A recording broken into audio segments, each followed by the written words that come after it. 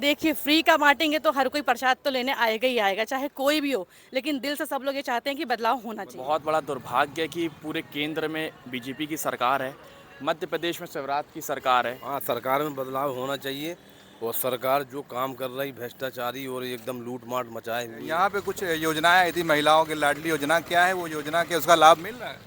ये सब जो लोग को वोट लूटने का एक बहाना है। 30 वर्ष के अंदर रांझी में वो पानी नहीं पहुंचा पाए।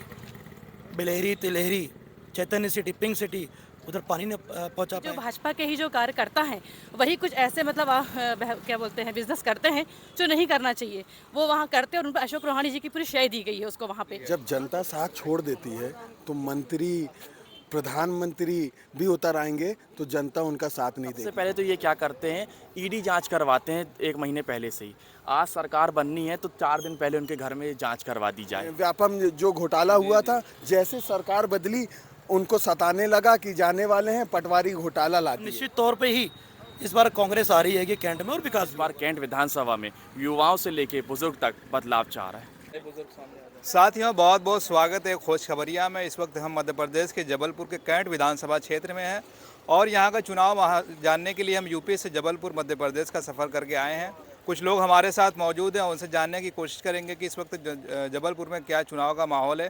आने वाले 17 नवंबर को यहाँ पे चुनाव होना है और 3 दिसंबर को यहाँ फैसला होना है। कहा जा रहा है कि जो ये कैंट विधानसभा है 6 बार से बीजेपी के विधायक बनते आ रहे, लेकिन इस बार कहा जा रहा है कि इस बार परिवर्तन होगा। तो लोगों से बातचीत करते हैं और जानते हैं कि यहाँ पे क्या चुनाव का माहौल है और किस तरह से वो लोग देख रहे हैं। क्या लगता है कि अब ये चुनाव आ रहा है नवंबर में और मध्य प्रदेश का क्या माहौल है? इस कैंट विधानसभा में बताया जा रहा है कि 6 बार से विधायक जो है बीजेपी का है।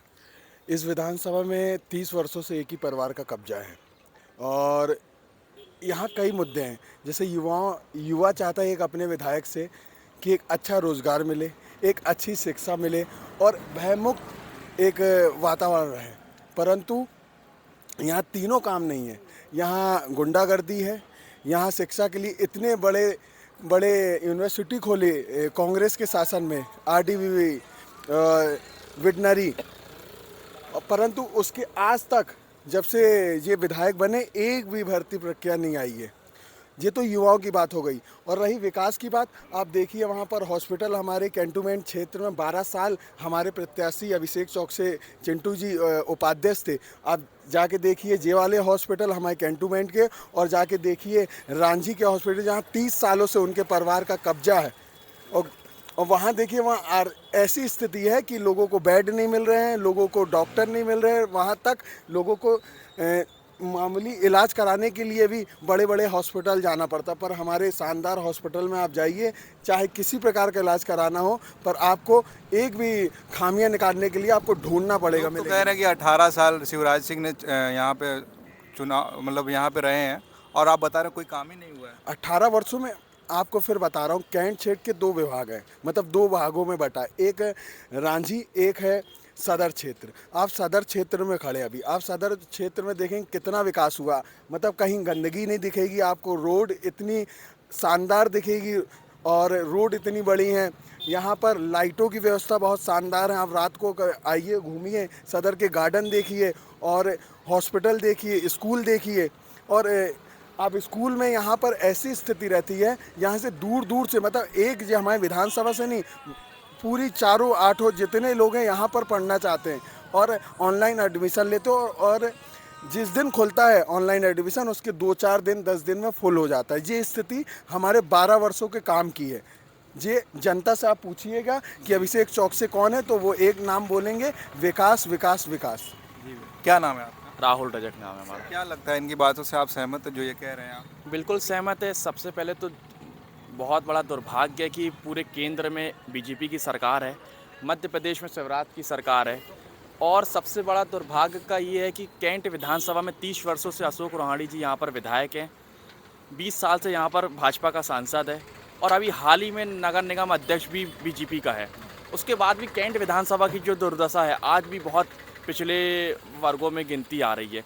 कैंट विधानसभा के 2 हिस्से हैं, एक कैंट छावनी और एक कैंट नगर निगम। कैंट छावनी में जो विकास हुआ है, वैसा विकास आज तक कैंट विधानसभा के दूसरे हिस्से में नहीं हुआ हैगा।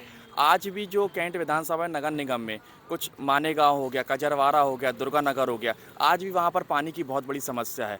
मध्य प्रदेश में, भारत देश में, जबलपुर शहर में माँ नर्मदा जी को जल को माँ नर्मदा जी के रूप में माना गया है और 1 किलोमीटर की दूरी में वहाँ पर वो नर्मदा जल नहीं दे पा रहे हैं। तो ये सबसे बड़ा जबलपुर शहर में कैंट विधानसभा में दुर्भाग्य है और इस बार कैंट विधानसभा में युवाओं से लेकर बुजुर्ग तक बदलाव चाह रहा है।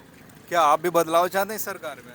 हाँ, सरकार में बदलाव होना चाहिए और सरकार जो काम कर रही भ्रष्टाचारी और एकदम लूट मार मचाए हुए है, उस लूट मार को युवा ख़त्म करना चाहता है। लोग तो कह रहे हैं कि तरह तरह की योजनाएं ला रहे हैं शिवराज सिंह चौहान। सब केवल जुमलेबाजी है और मम्मा ने 20 साल केवल लूटने का काम किया है मध्य प्रदेश को। आज 2,95,000 करोड़ के कर्ज में प्रदेश को लाद दिया। अच्छा, ये यहाँ पे कुछ योजनाएं आई थी महिलाओं की लाडली योजना, क्या है वो योजना, क्या उसका लाभ मिल रहा है?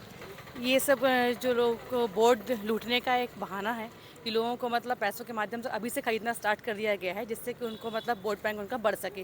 क्योंकि जैसे सभी भैया लोग बता रहे हैं कि कैंट विधानसभा में मतलब जो रांची क्षेत्र है बहुत पिछड़ा वर्ग है, क्योंकि वहाँ ST SC की सीटें इतनी ज़्यादा हैं और टोटल वहाँ पे से ये सदर का आप जो क्षेत्र देख रहे हैं, साफ़ सफाई है, वहाँ पूरी बस्तियाँ हैं।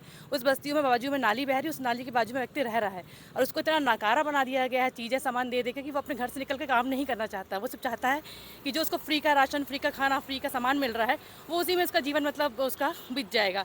साथ में उनको ऐसी एक लत लगा दी गई है कि जो भाजपा के ही जो कार्यकर्ता हैं वही कुछ ऐसे मतलब क्या बोलते हैं बिजनेस करते हैं जो नहीं करना चाहिए, वो वहाँ करते हैं और उन पर अशोक रोहानी जी की पूरी शय दी गई है उसको वहाँ पे, जिससे कारण वो लोग किसी को कुछ समझते ही नहीं है।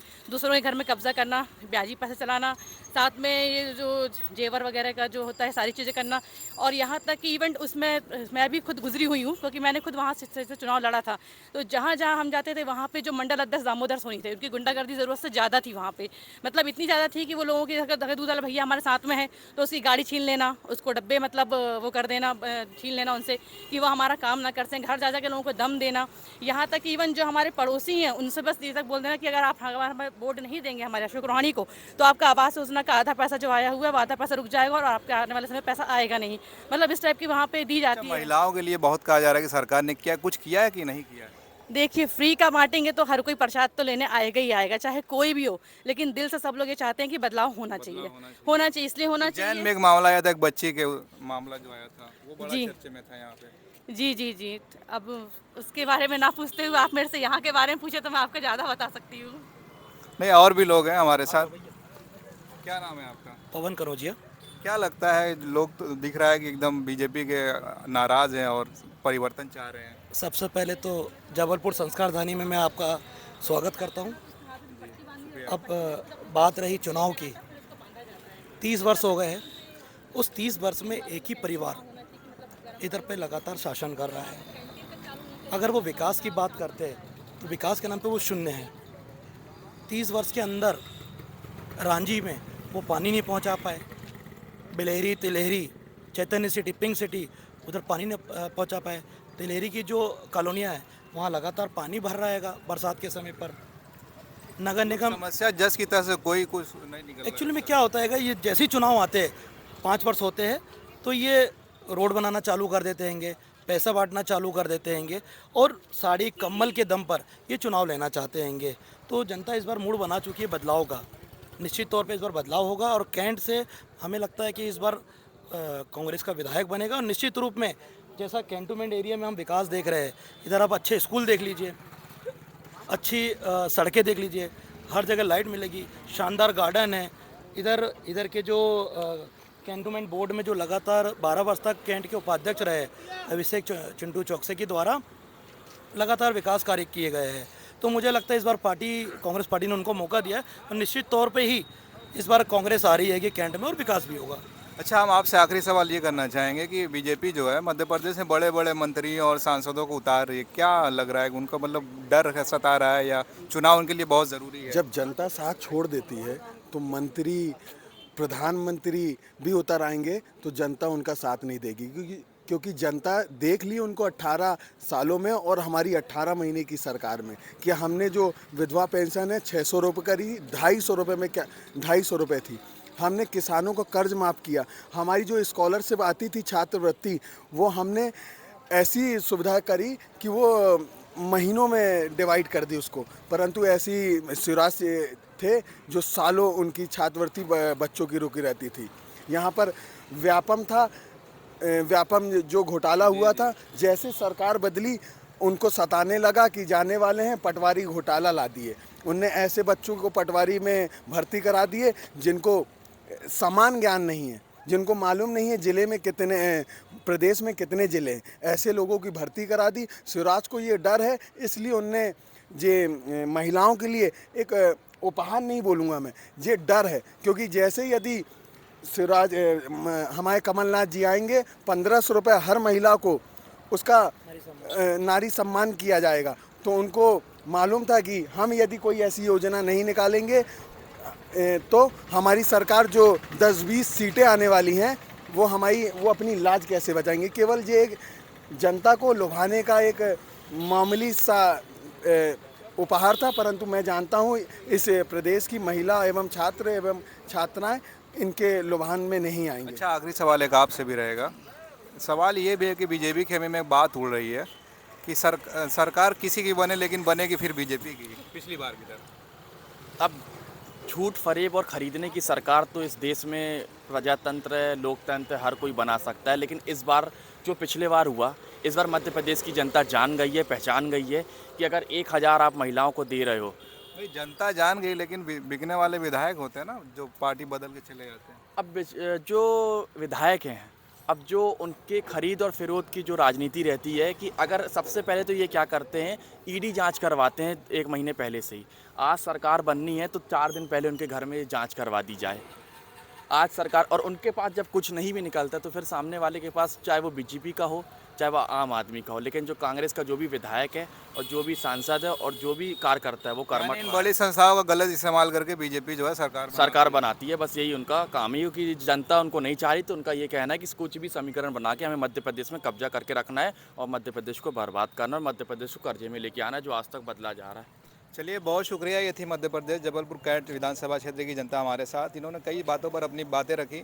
अब देखना ये होगा कि आने वाली 17 नवंबर को यहाँ की जनता किसको चुनाव करती है और आने वाले 3 दिसंबर को किसके सर जीत का सहरा जाता है।